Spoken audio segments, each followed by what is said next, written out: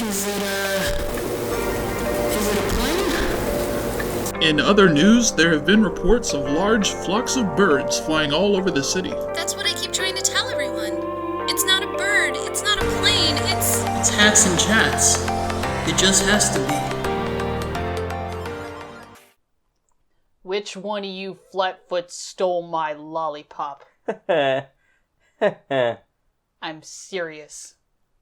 Well, speaking of serious, welcome to this week's episode of Hats and Chats. Hats and Chats. We got a special episode. We've been bombarded this week due to the Super Bowl.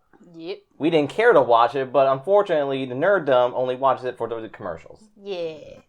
So, if you're like us, and didn't give a crap about the game, honestly, and just watch the trailers, then we're gonna kind of Or talk Puppy a Bowl. little, or the Puppy Bowl. Hey, yeah, I mean, we haven't got to watch it yet, but we're gonna watch it with our friends. Yeah. And Team Rough all the way. Rough. Yeah. Anyway, so we're going to talk a little bit about the trailers today, just some opinions, and also just kind of let you know what trailers did come out during the Super Bowl if you didn't watch it at all. And then also, we're just going to talk about comics like we always do. So, yeah, We're here nerds, we go. so. Alright, we got something from Boom. They've been experimenting for a while. We're getting our first official Steven Universe ongoing series. Okay. The last ones have been like mini-series, they last a few issues. This one's like, the clear difference between a ongoing and a miniseries. Miniseries only last a few issues. Right. They're not yeah. set. This is an ongoing series where it's going to be indefinite until low sales or the creators decide to end it. Okay, cool. No, that's good. I mean, we've kind of talked about it before, how the community for Steven Universe can kind of be a lot cancerous. Yeah.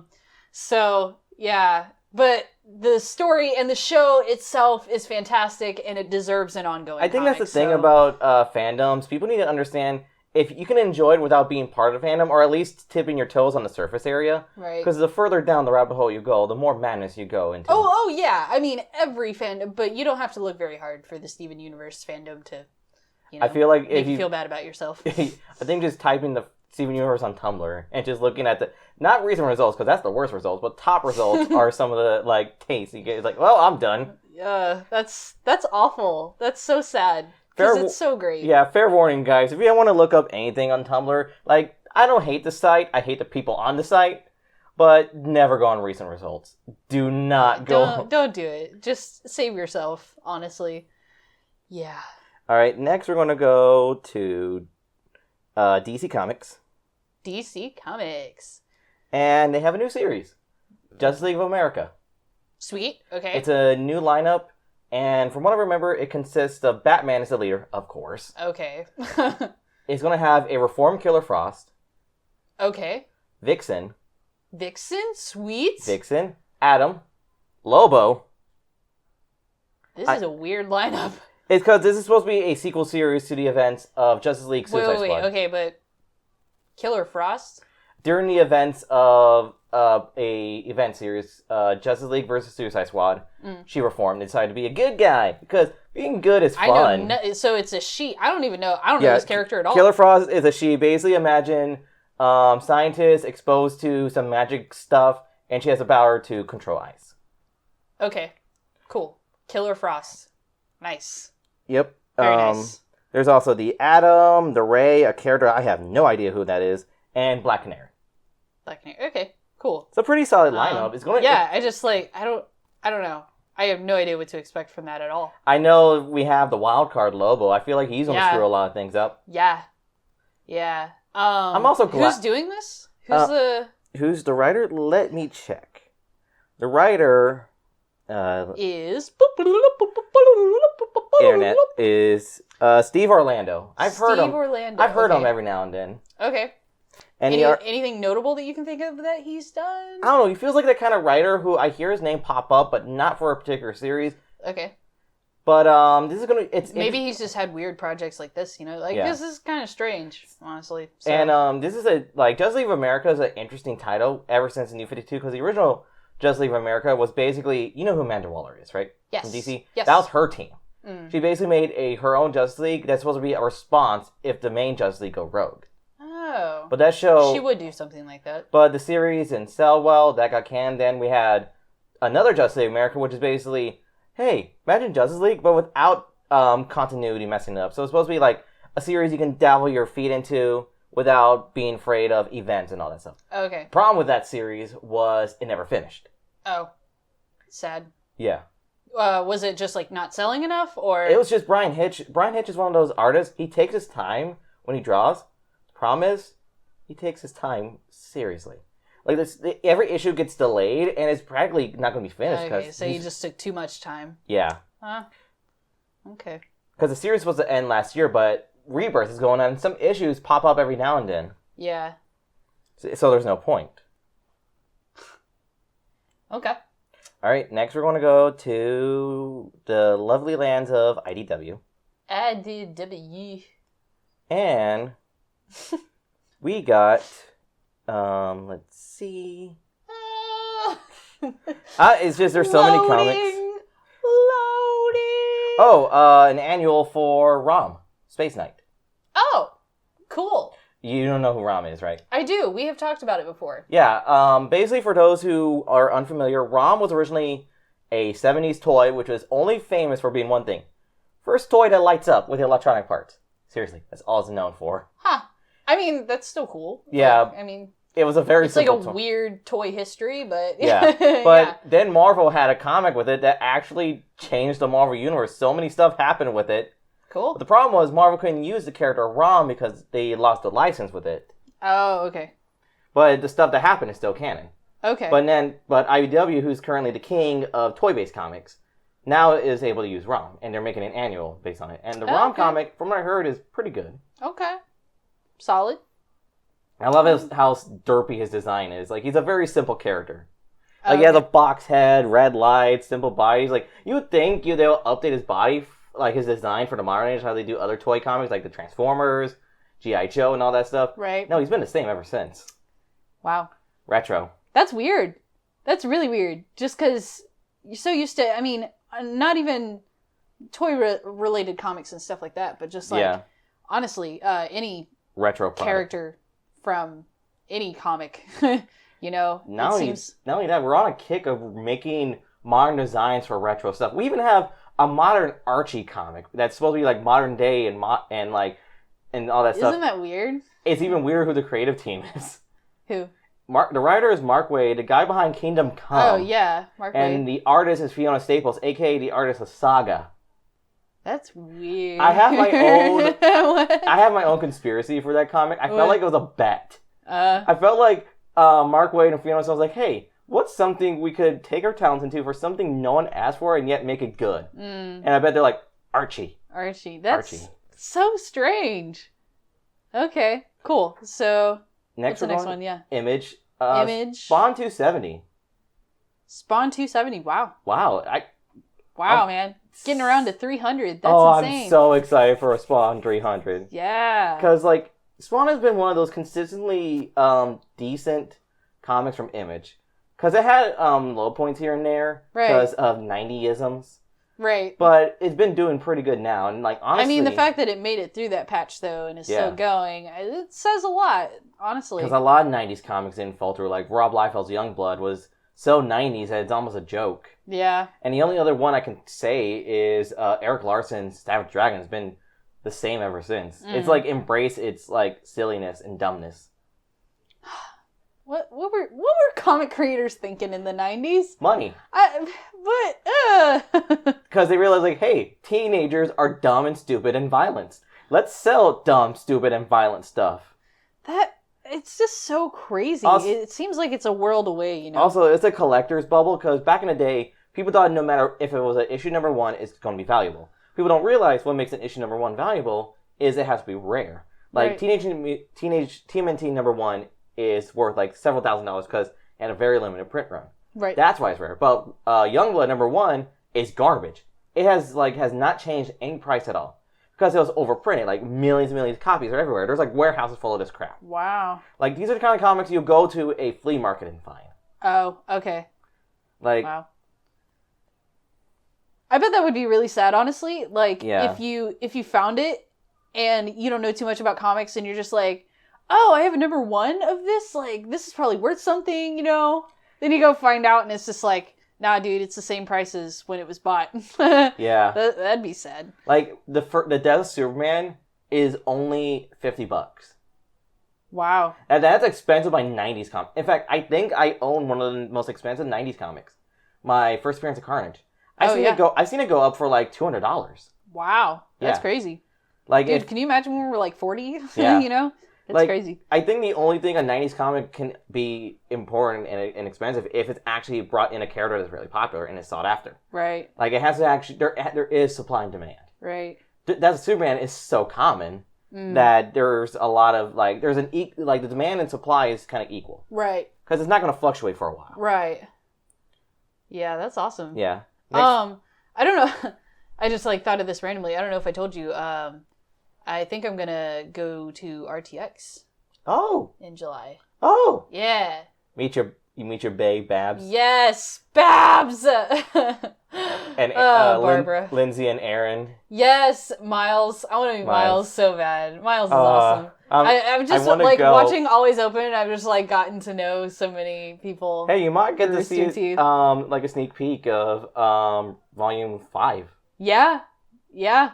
I'm hoping. Dang, Yeah. dude. I would pee. Like, not even joking. I'm so excited, though. Like, Yeah. I think it's just gonna be freaking awesome. I kind of want to give you money, so it's like, hey, if you see any cool merch, can you buy some for me? Help a brother out. Yeah, I know. I'm hoping I don't know, that there will be some really cool cosplay stuff or something there. Yeah. You could be, I'm sure you there should be will your be. Yang. I'm probably gonna dress it because, you know, I'm already doing the cosplay for, like, casual Yang for season 4. So, yeah, I'm gonna do that at least at MegaCon, and then we're doing, like, a Relay for Life thing for our friend Danielle. Yeah. So yeah, I'll probably do that at RTX as well. Yeah, I'm gonna be be port for Mega as well because I'm like I already made the damn costume, so yeah, might as well, right? Yeah. I think the hardest part is just gonna be like the arm. Yeah, the arm for me. Like you could either make it like I've seen some people use like aluminum, like and spray paint it. Other people, it's something that I have to like sit down and just like think about and then work at. And honestly, like I'm working all the time. It's just I have no time. Yeah. I wish I had time, but I don't. So Yeah. it'll be one of those things definitely where it gets to the last minute and I'm like, my arm. Yeah. It's missing, but I'm Tish. Anyway, let's go to Marvel. Speaking of terribleness, a villain's getting his own book. I'm sorry. Sorry, who's getting their own? Kingpin. I was just impressed with myself. Anyway, Kingpin. Wow, Kingpin. Okay. Yeah. No, that's cool. That's really cool. I'm really hoping it's going to be down. like a Breaking Bad kind of thing. Mm-hmm. Like, you know how seeing Walter, he was such a despicable person, but you want to see him win, no? Right, yeah. And if it's written like Kingpin from the Netflix show, Yeah. like I know people are divided on whether or not that Kingpin was good. And I know some people felt he was good. I can see where some people say he can be a bit silly at times. Yes, like he was kind of like ridiculous, but it was just like I don't know. I thought he was so unhinging. I think would be the word. I think the scenes where he wasn't doing anything are more terrifying than when he is doing stuff. Yeah, because it's just like this like tension that kind of constantly follows him, and then especially once you get to know a bit more about his past when you see those scenes. Yeah. I mean, you kind of are watching his every move like this man is going to snap any second, you know? Hitchcock. It's like a Hitchcock kind of movie. No, yeah, I totally agree. But yeah, and it just like the savage like murders that he commits are just insane. And Kingpin's probably one of my favorite Marvel villains, honestly. Oh yeah, no, I would say the same. Even when like in Spider-Gwen, when they made Matt Murdock, Daredevil, the Kingpin, I thought that was so interesting. It's that title holds so much weight, and honestly, when they said that he was the Kingpin, I was like, whoa, because it totally changes things. Yeah, and it totally changes okay, things. I have a question for you. This has been a debate amongst like comic fans. Do you see Kingpin as a Spider-Man villain or a Daredevil villain? Daredevil villain. for sure. And I think it's just because, honestly, it's one of those things where after being displayed in other medias besides just comics, it's something that sticks with more people that way. So, like, with the movies, you had 2 different movies where Kingpin, or you had a movie and a show. Sorry. But you had 2 other medias, that were presenting this character. And so it's just one of those things where I think it just sticks with people because they've seen it not only in comics, but in another with type me, of media, I always see Kingpin more of a Spider-Man villain because... Well, you're a huge Spider-Man fan, and so you've read a lot of his comics, so that's, It's biased in terms of who you see. I personally, for me, I see Kingpin as the street villain for all the street-level heroes. Like, not just, his main villains are obviously Daredevil and Spider-Man, but he also deals with, Luke Cage, Iron Fist. Right. Wolverine can be a nemesis for Kingpin at times. Okay. So, yeah, Kingpin is just a villain for street-based heroes. Oh, I think that would be pretty badass. Yeah. Not gonna lie. Kingpin versus Wolverine? Is there a good comic about that? Because... I mean, the closest I can think of is Shadowland, where Kingpin tried to take power back from Hell's Kitchen, because Daredevil, spoiler, well, it's beginning, this is the main premise of the comic, Daredevil was possessed by the Hand, and he was the Kingpin of Hell's Kitchen. Okay. Oh my god. So yeah, there's Shadowland. That sounds so great. And it involves all the street-based heroes, like Spider-Man, Luke Cage, Moon Knight, Wolverine, because, I haven't read a good Moon Knight comic either. Read modern Moon Knight. Well, yeah, I know about the old stuff. I know to stay away from that. I just, it's one of those things where I've just, heard about the character a lot. I know quite a bit about him, but I just haven't, Danielle has anything. the first volume of Moon Knight. You should check it out. Okay. It's, just keep in mind, it's very psychological. It's okay. Very, no, I'm down for that. Yeah, it's that's great. All right. Cool. And let's see. Anyway, after that tangent, let us know if you guys are going to RTX this year. Yeah, it's in Austin, Texas. Definitely would love to meet up with people there. That'd be awesome. Yeah. All right, that's it for this week. Now, cool. Trailer talk. Trailer talk. Okay, so that was the worst thing I've ever sang. But, oh, God. Anyway, so... not even just Super Bowl trailers. There were just trailers in general. Yeah, we just got pooped on with trailers this week. Yeah. In a good way. It's the type of poop where you're kind of smells nice. Anyway, I don't know who would ever say that. Oh my God. Apparently us, apparently. Jeez. So, actually, before we get into trailers, I wanted to talk about this, too. I just saw it in my email. It popped up that the new 7 Deadly Sins season is coming out, and it said February 17th.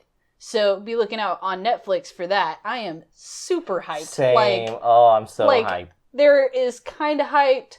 There's, sort of hyped. There's, hyped. And then there's, mega hyped. And then I'm, freaking hyped. It's way up there. Because I was very hesitant of 7 Deadly Sins because the first Netflix exclusive anime, well, I wouldn't say exclusive, was Knights of Sidonia. Right. And it was a very underwhelming anime for me. Yeah, I know, it was kind of meh. I think it was just the animation was really weird. The 3D, some of it can be charming.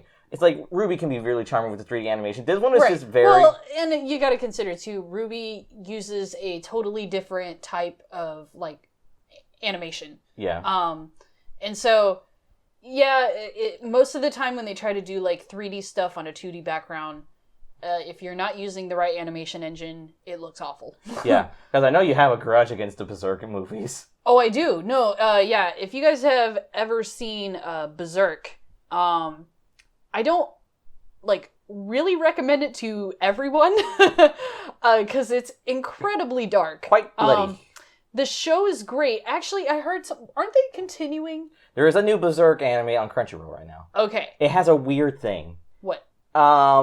It does 2D animation when characters are up close and personal, but when there's fights and stuff, it uses 3D animation. Oh, why? It flips back and forth. I'll have to watch it, before I judge it, but that doesn't sound awesome. It's but not anyway, as bad as the movies. The movies were just bad. So, especially the first one and the second one, they just tried to use CGI and then switch to 2D And then a lot of the times, too, they had the CGI on top of 2D backgrounds.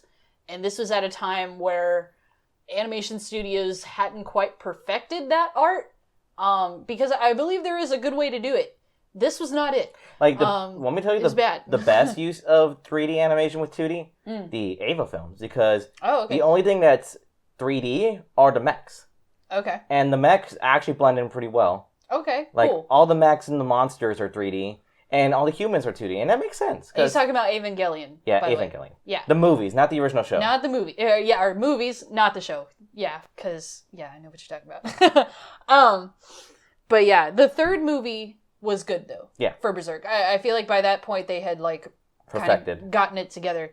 But, just a forewarning, if you watch the original show or the movies, they both end at the same place, and it's awful. Like, it's a terrible point in the story. It's literally where the hero loses everything, and then there's no happy ending whatsoever. You basically have to read the manga to know what happens next. You do have to read the manga to know what's next. And also, there's a lot of characters, too, that the show and the movie don't mention at all.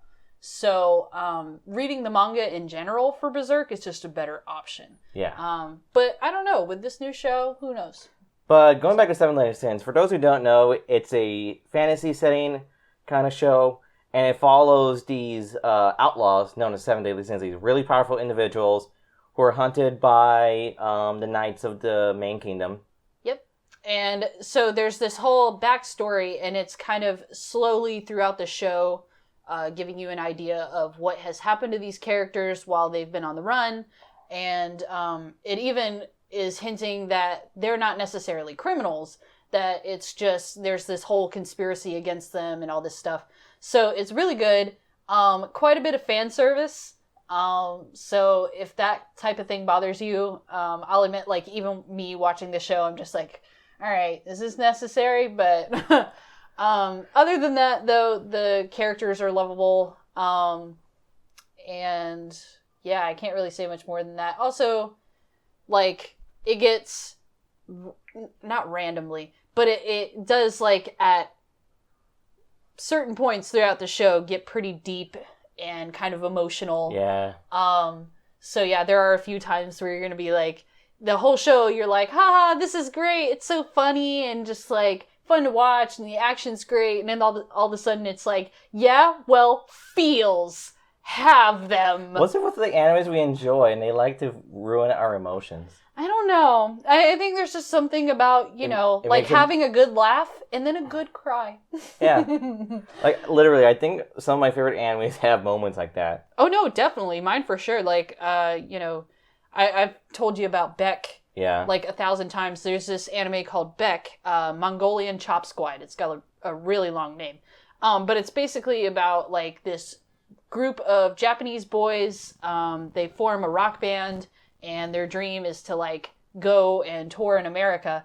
And it's so great because, like, one of the singers in the band, he's basically he's Cole. Yeah, pretty much. He's Cole, and our friend Austin from Bothering Dennis. Oh God, what a combination! Fine, like, he is amazing. So his name's Chiba. So, like, you got a dude like that, right? And then you also have, like, the main character and, like, his love interest. And, like, there's a very, like, serious, just, like, all the issues that they go through and stuff like that. And the whole show, you're like, kiss, kiss, kiss. Like, seriously, it is one of the worst slow burns I've ever experienced Is in my this life. an entire series of being cock-blocked? Almost. Like, it's really weird because they kiss, like, somewhere around, like, episode 10. Okay. And then something happens and, like, they don't like get together, and so you're waiting for the whole rest of the show, and then it's not until, like, the end of the show until they finally get together, and you're like, God, like, that took forever. So anyways, yeah, definitely love shows that have a good combination of, like, great humor, but also, teaching you stuff. Stuff, I don't even know what we're talking about anymore. Anyway, trailers. Okay. So we're talking about trailers. Oh my gosh, I just went off on this tangent just wanting to talk about Seven Deadly Sins, and here I am talking about all these other animes. Anyway, super excited for Seven Deadly Sins. That was my point. Yeah. Alright, so let's just talk about, like, there's so many trailers that bombed. I mean, not that dropped on us, that we just have to talk about the ones, that capture that. So power. let's just kind of go through a list. Like, list of trailers that you can think of that have come out in the past couple days. Alright, there's the Logan trailer. Logan? That had, Saving Grace play in the back. I haven't seen it yet. Oh my god. Saving Grace? Wait, Yeah. by who? I don't know. Saving Grace. I'm trying to think of how the song goes. Amazing What? Grace, I meant to say. Oh, what? Yeah.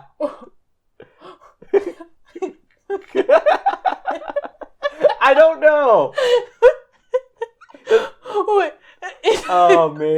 Amazing Grace being stabbed in several times by an angry Canadian.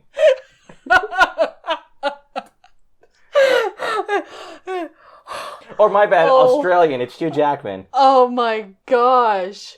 What? Yeah, I mean, the first trailer had Johnny Cash. I know, but that was so fitting. you know? Amazing Grace. I think it's supposed to be that emotional conflict kind of thing. Yeah, Because no, Logan's no. supposed to be a very emotional film. Yeah. Oh my gosh. And it's the only action film I've been excited since Deadpool. That is hilarious, dude. Dang. There was the Stranger Things season 2.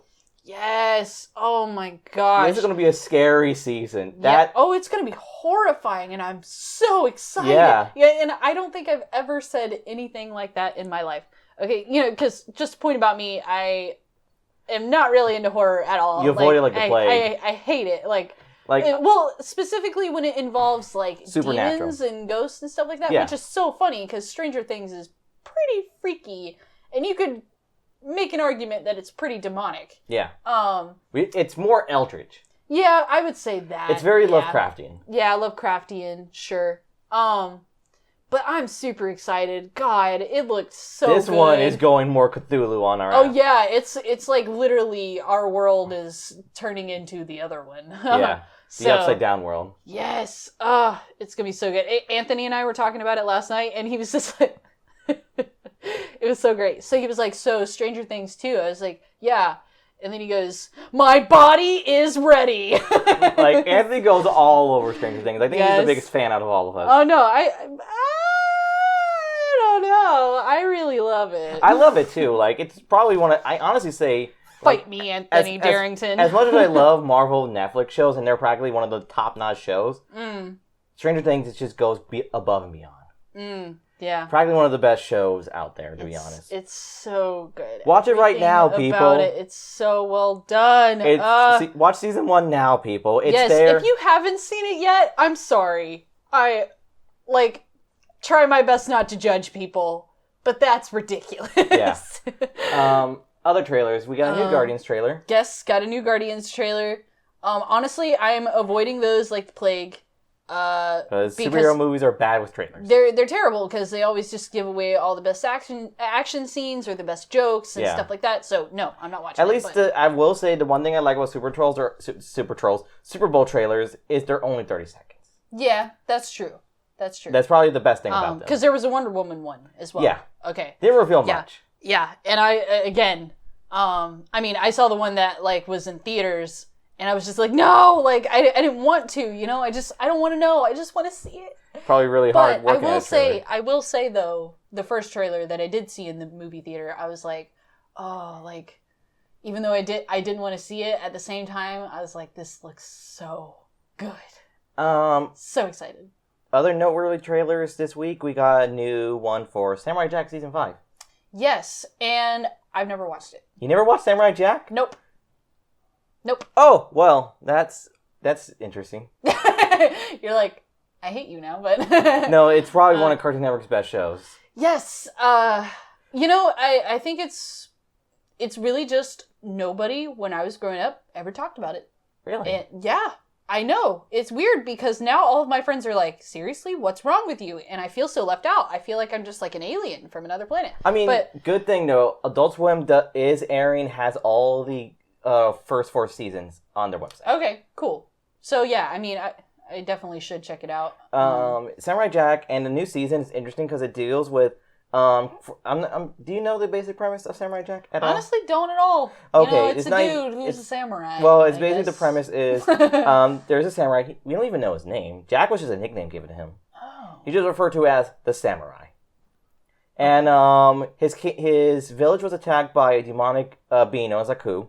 Okay. And he trains and he gets his magic sword that is the only thing that can kill Aku. Okay. And he nearly kills him, but Aku had one trick up his sleeve. He sent him to the future where Aku rules forever. Oh. And he has to find a way to go back to the past Okay. and defeat Aku. Okay. Cool.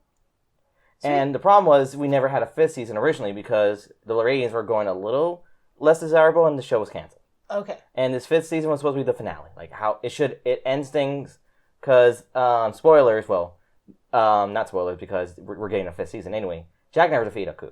Okay. And he's still trying to, and it looks like he gave up.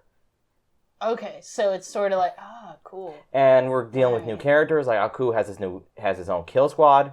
Okay. And not only that, because it's going to be on Adult Swim instead of Cartoon Network, the creators are like, all right, we're on Adult Swim now. Let's get gory. Let's open a can of whooping. Yeah, it's going to be a much bloodier season, which is like more fit because Well, that's like when Legend of Korra, when they took it off of like regular Nickelodeon. they're like, Because they were like, all right, gay characters. It was great. I will admit, they're really clever with it. They waited until the last possible minute. Like literally, the show ended, and it showed Korra and Asami, and when it ended, everyone's like, "Oh, show's over. We don't have to get riffed by Nickelodeon. We edited it before they could get angry at us." Wow, that's awesome. By the way, I'm like, it's so funny because it's just like, it's like, this is the best way I can describe it. Nickelodeon was expecting a period on the end of their sentence. Yeah. They got 5 exclamation points. Yeah. and then when they went to look back at the sentence, they were like, "Oh, that's great. Yeah. Good on them." But, oh my gosh, because that's such a cute couple. Yeah. Stop. But last trailer we can talk about before moving on is Iron Fist, the last Netflix show before Defenders. So excited. I am so excited. Like, Netflix has been really phenomenal with Marvel. Yes, it's been so good. Like Luke Cage, Daredevil, Jessica Jones. And I think Jessica Jones was maybe just like subpar for me. Really? But I thought everything. Yeah. Honestly, part of it was like how raunchy it was. Yeah. And I was like, I'm not into this. Because that's honestly what kind of got me off of Game of Thrones, you know? I was like, I don't really, you know, I don't watch porn, and this is basically porn. So, you know. I know the story is great, though, and it's so bad because I want to get past it, but I can't. I mean, everyone has their own preference. Yeah. I will say one thing with Jessica Jones that could turn people off. It takes a long time before she becomes likable. I think that's intentionally made. She's supposed to be, you know, this bitchy character because she's supposed to be this hard as nails kind of woman. Right, yeah. No, but yeah, definitely Daredevil and Luke Cage were just both gold to me. Yeah. Luke Cage especially. Luke Cage is my favorite out of all of them. Yeah. So good. Yeah. And then, I'm excited for Iron Fist. It's gonna be like icing on the cake, baby. So excited. Yes. My thing is that I'm wondering, is there going to take like a Daredevil scenario if we're going to get the Iron Fist costume at the end of the show? Yeah, I don't know. Iron Fist has a pretty sweet costume. He has a really sweet costume. The color... I'm wondering if they're going to tweak the colors or just dull them down a lot. Like, at the very least, he can at least, like, the original, like, the disco thing can go away, but have him wear, like, a green, like, open shirt kind of jacket and have a mask or bandana of some kind. Yeah. No, that would be cool. For sure. Like, they'll do a good job. I mean, they did a good job on Daredevil's outfit, for sure. And Marvel loves to be comic accurate. Right. Yeah. Because even in Luke Cage, they had him, like, for a brief time where his, like, original outfit, which was, like, you know, this 70s disco look, and is great, but also they were like, nah, we can't have him wear this all the time. Yeah. So, good choice. Good on you, Marvel, because that would have been terrible. But, yeah, I don't know. It's just, I'm super excited. I don't know what else to say. It's going to be good. So, moving on to our last thing we can talk about today, and I feel like since this involves a subject I'm deeply in love with, we're going to the ocean with Pacific Rim Uprising. Yes. We got our first look at the Jaegers. Cool. So, Jaegers, big robot thingies. Anime. It is so anime looking. Wow. Like I went and saw it, I was like, so is this Ava Gundam? It's like they're seriously like I know Guillermo del Toro was inspired by Evangelion for Pacific Rim, cool. but I'm like, you're going. Like, do you want to make the Ava movie? This is getting to the copyright zone. Like, have you ever seen Pacific Rim? Oh, did I? Oh, crap. I don't remember, actually. Crap. You do know because I know I premise. watched some big robot movie. It's not like it was live action. it's not Transformers, definitely. No, it wasn't. No, it wasn't Transformers. It was something else. It was and probably Pacific Rim. It was probably Pacific Rim.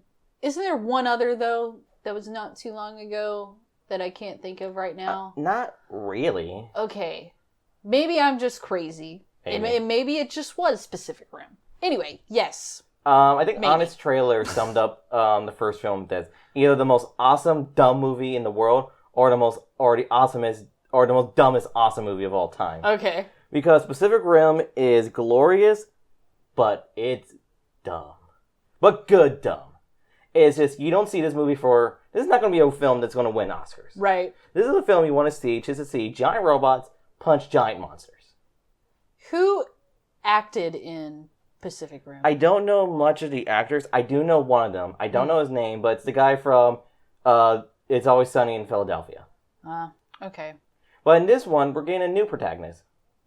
The movie I keep thinking of is driving me crazy. It's driving me crazy. Okay, I'll have to figure it out later. But we're getting a new protagonist for it, and it's someone you know. I'm going to butcher his last name. I always have a problem with it. It's John Boyega. Finn from Star Wars. Oh, cool.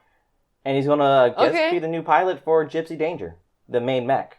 Okay, cool. No, I could get behind that. I think we're in a renaissance for kaiju movies now, and I'm happy we're getting new kaiju movies. Definitely. Because honestly, I feel like the last Godzilla movie really kicked things off. Really again. solid. Because it was solid.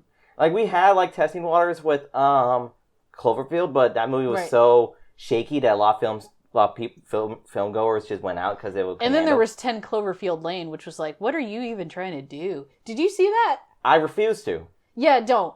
Because it was just weird. It was like, the first half of it was like a crazy Psycho Man thriller, type of horror film where you got a guy who's just like a wacko and, that type of thing. And then the second half of the movie was like aliens. And everybody was like, what? No, I refuse to watch it because I know this film was basically made to cash in on the name of Cloverfield. Yeah. Because the original... No, that really seems like what it was doing because honestly, they could have just made this a crazy psycho film, right? And then not use the name Cloverfield at all. Yeah.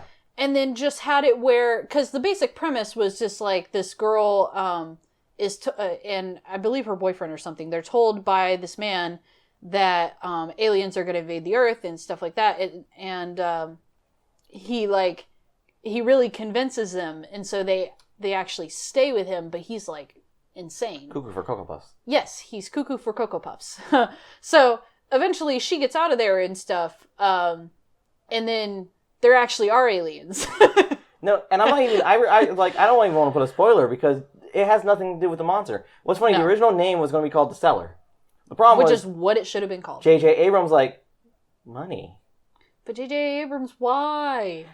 It's he's too good for that. That's so... And the thing was, he's it's a spiritual successor. What's a spiritual successor of what? No! It has no elements of Cloverfield at all. If it was... No. If it was a found footage film, No. I would have gave the past a spiritual successor because that would have been a linking point. They were found footage films. Right. If it had a giant monster, again, another way. But The only thing that connects these two films is their science fiction, and that's the broadest term as possible. Oh, gosh. But I will say the true start of the Kaiju Renaissance was Pacific Rim. Then people got excited again with the new 2014 Godzilla. Dude, it was... I remember the hype behind that. Yeah. And honestly, the haters... and not that I've ever hated a Godzilla movie, but... It wasn't your thing. It wasn't my thing. Going to see the... Oh my god. And then Shin Godzilla. Yeah, that was pretty good too. I remember everyone when we were watching it, and the atomic breath scene, like everyone went quiet. That was awesome. Like you knew Toho that was trying. Awesome. Toho was like, so that atomic breath scene was cool. How can we top it? Have a rave. But honestly, if we could get that though with the American animation team though. Yeah. I mean, the Shin Godzilla looks real, like that atomic breath scene, but like Japanese like films, it was pretty good. It was pretty good. But I think what tops it was the sheer scale of destruction. oh no, I totally agree because that's the reason why I like that movie was just because of how insane it got. And it's even like I will say, Shin Godzilla probably has a better story than 2014. Oh, probably, yeah. Well, yeah, because honestly, the 2014 Godzilla was all about let's show you how freaking amazing we can make Godzilla look. Yeah. Yeah. Whenever we can see him. Yeah, whenever we can see him. And it was definitely one of those classic, like, we're gonna build you up and build you up and build you up, and then we're gonna give you people what you want. And I will say, one thing that I wasn't a fan of 2014 Godzilla was, aside from Bryan Cranston, all the other humans were planks of wood. Yeah. But the one thing... Because the focus was all on the monster. Yeah. I think that was totally on purpose. It's like, let's make everybody vanilla in this movie. That's the one thing I appreciate about Shin Godzilla was like, yeah, the characters weren't... the characters were memorable individually, but they're memorable as a group. Because the characters was just the Japanese government. Right, yeah, that was the character, was the Japanese government. Yeah. No, I agree. And like all of the commentary in Shin Godzilla was really interesting too. Yeah, honestly, that's the one thing I literally say. Like, I know a lot of people hate doing homework before watching a movie, but no, seriously, if you're not Japanese, do some research on the earthquake and tsunami. Well, let's explain really quick, just like kind of what they were trying to touch on in the movie, because there was a lot of themes and a lot of things going on, but one of the things is kind of how the Japanese government functions and responds to national crisis. So it's really interesting, you know, you see Godzilla coming in from the shore, and they're having all these meetings trying to figure out what to do, and the amount of like times that they have to like go over things before they make a decision. Regulations and committees and there's departments and stuff. It's like... And it's it's honestly insane. It's definitely something that just wouldn't happen in America, you know? Yeah, like, the minute Godzilla will be in the shores, we'll be like, blow it up! Blow it up! We got it's like Second Amendment, we got our guns. But yeah, so it's really interesting. And then I think the other thing in the movie that really just put it over for me, and I would say really made me love it, was how they kept bringing up Hiroshima and Nagasaki. Especially that Japan was considering whether or not they should do it. So they were actually so they were questioning whether they should drop a nuke, you know, on Godzilla. Yeah. And it was so intense because they were like, I can't do that. They were just, you know, struggling so much with the idea of doing to their country what has already been done to them before. On themselves. And to deal with the repercussions of, you know, what they've already experienced as a country. Yeah. You know, basically just saying like, it's like, no, we just went through this. And Godzilla was designed as a response to the atomic bombs. Right. So it's like going full circle. Right. And I have to admit, Shin Godzilla, like the actual Godzilla, probably the most terrifying kaiju of them all. Like, that Godzilla looked freaky. It was weird. Like, the first form was a little silly. Yeah. But once it fleshed out, it was like, definitely freaky looking. Yeah. And just the sheer power of this Godzilla was insane. I will say, the film was directed by two filmmakers, because that's how a lot of kaiju films work. You have a story director and the action director. Okay. The action director was the guy who did the 90s Gamera films, which were fucking awesome. Okay. And the director, the actual story director, was Hideki Anno, Evangelion. Oh, okay. And Hideki Anno is a very, very analytical man. Okay. And also kind of insane. Okay. And kind of like a lovable asshole to his own fans. Okay. Like, he could be an ass to his fans, but the fans love it. Okay. Cool. And, that ending, though. Yeah? Like, people were still trying to figure out, like, huh? Because he did the same thing with Evangelion, how the original show ended. People were like, wait, what? Yeah. Like, I'm not going to spoil it, because I know you had slight interest with Evangelion as a franchise. Yeah. It's just, like, one of those franchises where you have to, like, ponder, watch, ponder. Right. You have a question. You have a thought, then you ponder that thought again. No, it was like that with Akira. Yeah. For me. Yeah, I just watched it for the first time recently, and, again, if you don't know about this, Akira was basically the anime that made anime like a thing in America. Modern anime. Basically, yeah. So I decided to watch it because, I kind of have to as an anime fan. It's a piece of history, basically, in a way. So go to watch it, though, and at the end I was like, what? Especially the fact that, like, 45% of the manga was cut. Yeah. Yeah. And it was just so weird because I was just like trying to take all the themes that I had understood from the movie and trying to apply them to all the things that were said in the last like 5 minutes. Yeah. And it didn't make sense. So I had to watch it 2 more times, and then I had to go on a wiki. Because I didn't know what was going on. Interesting with Ava will be fun as well, because not only there's the show's own themes, it has a lot of religious symbolism. Okay. Christian symbolism. Okay. So tackle that as you will. Yeah. But going back, that can be like good, bad, ugly. It's good. It's interesting. I will say Hideki Anno's own personal reason is kind of like the art. It's a very subjective medium. He says take it as you will, but the reason why he did it was it looked cool. Oh. Okay. But he did say that's the thing about art. It's subjective. Right. So the meanings you get are your own. Right. Well, that's like the symbol from Full Metal Alchemist. Yeah. With the cross, and then you have like this snake thing around it. Yeah. And I've always really wondered, like, where do they get that from? And does it actually have any like deeper meaning, or is it just a cool design? I don't know. I find it extremely interesting though. And especially considering the show too. I feel like there's a lot of commentary on like, how far you're willing to go to do what you consider is the right thing. Yeah. So it's very interesting. But interesting concept. Going back to Kaiju, Pacific Rim, 2, I'm really excited just to see the new mechs look really cool. Yeah, they do look cool. Honestly, if I haven't, I'll go to watch the first one and see if I remember anything. I have it on DVD, so yeah. I mean, if anything, we could just watch it. We could watch it later. What are you doing tonight? Nothing. I don't have anything to do. Okay, so we're gonna watch Pacific Rim tonight. But one thing with this Kaiju Renaissance, especially Legendary Pictures, they're making this. They made 2014 Godzilla, and we're getting Kong Skull Island next month. Yeah, and I'm so excited. I know, Chris. This is your year, dude. Like, this is my year. Like, we got Spider-Man, Kong, Alien. Yeah. I'm like, what's next? Honestly, I'm just so stoked for. I'd say for me this year it's Wonder Woman, Star Wars Episode 8, of course. Yeah.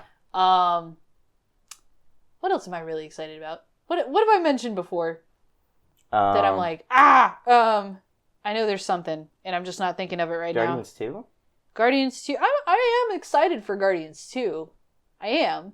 I don't know if I'm just like I'm like, yeah, like Guardians 2, like Justice League. Or are you hesitant on Justice League? I'm hesitant on Justice League. Yeah, I mean, yes, I want it so badly to be good, but also I'd say after especially Batman v Superman, because I wanted it to be good so bad, and then it just flopped and made me sad. It was good, but it could have been great. Oh yeah, no. Exactly my thoughts. That's like the thing. It was okay, but it could have been amazing, and it's sad that it wasn't. So I think hopefully Jeff Johns manages DC, because I feel like the problem with the last few DC films, they were mismanaged. Oh yeah, no, Jeff Johns I think is definitely what they need to get things back on track. Hopefully. I mean, I don't know how he is with movies. Yeah, because he's a comic guy. He is a comic guy, but he's an incredible storyteller. Yeah. So, I feel like that should be enough, to make good movies. But dang, I can't think of that there's something else that I'm really excited about this year, and I just can't think of what it is. Trying to think of a list of movies. Yeah. There's... might not even be a comic book related movie, I'm just trying to think of big movies coming out. Yeah. Like, I'm trying to think of, like, Disney. I was like, no, I'm not thinking of Disney this year. And there's a poster for it, too. I know, right now, in my movie theater. It's right next to the Wonder Woman. And I can't think of what it is, though. I saw it the other day, and I was like, I want this so bad. Crap. Ghost in the Shell! Ghost Dang in the Shell. it! That's the one I'm most hesitant on. Oh my gosh. Because my hesitant, like, I'm not even the whole whitewash thing. Like, I'm not even want to touch that. Yeah. No, it's just like, anime and Hollywood have not been best friends. But it looks so It does look really good. Honestly, it looks like, to me, like, she's playing a similar role as she did in Lucy. Yeah. Scarlett Johansson. Yeah. But not as dumb. This is a better movie. That's what I'm hoping for, anyway. Because she was the best part of Lucy. Yeah. Her acting was great. And she made the character even though the movie sucked. Yeah. So I am super excited because I think Ghost in the Shell is... I am hoping this is good because we need a really good anime-based film. We do. And I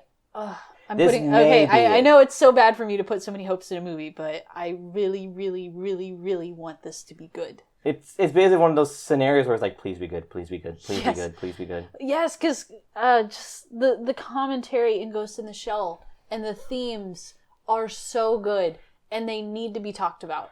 Yeah. And I want it. I want it so bad. I will bad. say one of the most hilarious things was, I don't know what magazine it was, but they were talking about Ghost in the Shell, like, the next Matrix. I'm like, that's funny, because Ghost in the Shell inspired the Matrix. Huh. The next Matrix. What are you talking about? You mean the original Matrix? Yeah, the original Matrix. It's the OG Matrix, okay? Yeah, like, no, dead serious, the Wachowskis pitched Matrix originally as a Ghost in the Shell adaptation. Wow. But they couldn't get the rights, so they had to tweak it to their own property. Oh, that's interesting. I did not know that There's at all. so many animes that have been trying to get live-action adaptations for years, but they never get through. There's been an attempt to make an Akira live-action for decades. That would be... Oh. The final scene. Yeah. Oh, no. I don't want it. Like, I don't want it. Like, we're getting, like, a bunch of from Japan automatically, like, already, because we're getting the Full Metal live-action film in Japan. Yeah. We had the Attack on Titan live-action films. I never saw that. I heard they're not that good. Yeah, I heard it wasn't that good, and...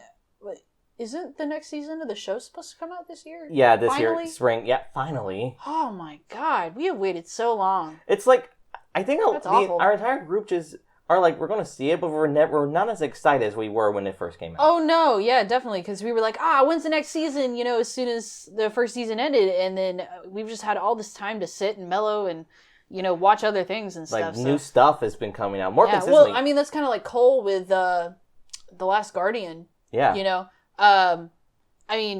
So Cole's favorite video game is Shadow of the Colossus. And then he's waited 10 years now for The Last Guardian to come out. And it's just driven him bananas. Because... And he knows the game's going to be good, but there's so much expectation. Yeah. That there's no, in his own words, he said something along the lines of, there's no way that this game can live up to the hype of a 10-year wait. Yeah. Not to say that Attack on Titan can't live up to the hype of however much time we've had to wait now. Yeah. I think it could. Because it is a great show, and it hasn't been anything like 10 years, you know? I will say the thing going against it is it's a crowded year this year. Yeah, it is a crowded year. Because Attack on Titan, the reason why it was so successful, there wasn't really a lot of stuff around it. Well, I don't know. For animes, though... I mean, it's a crowded year for movies. For sure. Animes this year, specifically its time slot. Because in its time slot, we also gained One Punch Man Season 2. Okay. And we're getting My Hero Academia Season 2. Okay. And we're already getting Seven Deadly Sins Season 2. Okay. I still think it's not as crowded as movies, but I will say it's going to be fighting for attention. But Attack on Titan is because it's an anime for people who aren't even really fans of anime.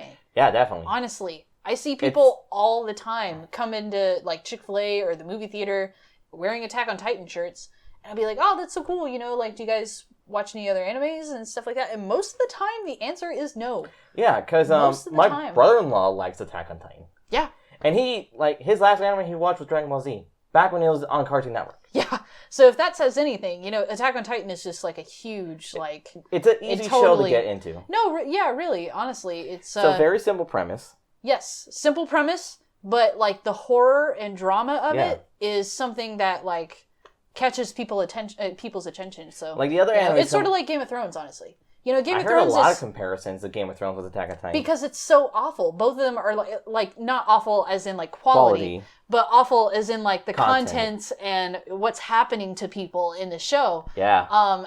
Yeah, I would definitely say that there's some sort of like phenomena there on why shows like that become so popular. It's because it's mature. It's mature. It draws people in.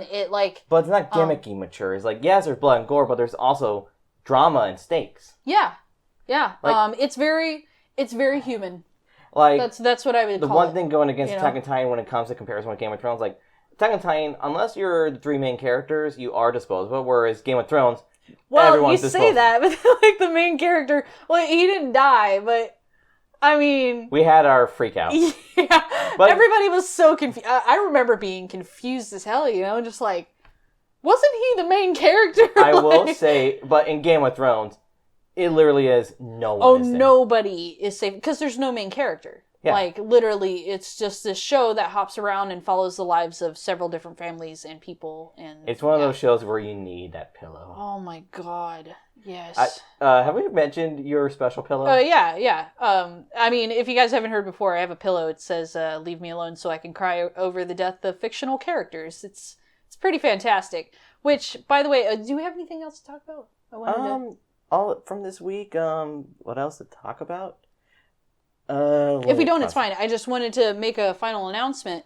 So we're working on, in the next couple of weeks, actually getting on camera. Instead of just doing a podcast, we're going to do a vlog. So super excited about that. Wish us luck. You can see our pretty faces. Yeah, you can see our gorgeous faces. Just kidding. You're probably going to have your eyes burned out of the sockets. But we're super excited to finally, actually make a video. Yeah. Which we haven't done in quite a while.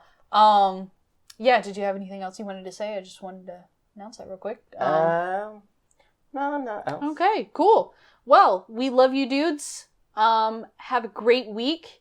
Please, like, comment, subscribe. We love to hear from you guys. So yeah, just let us know what you think about what we've talked about this week. Yeah. And we will see you all next week. Woohoo! Later, dudes.